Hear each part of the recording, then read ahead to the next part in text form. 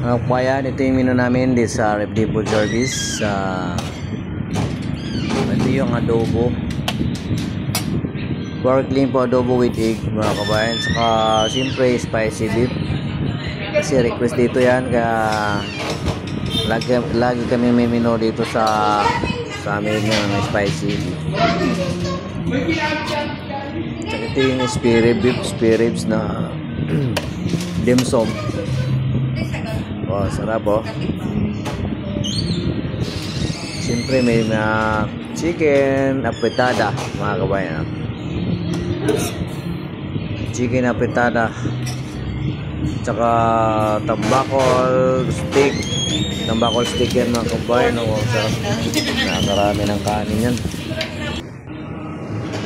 Ayan, mga display ni mga ibang ulam, may mga sabaw, mga nilaga. Ito yung menu din sa regular lang mga kabayan ito. Yung kanina, yun yung special.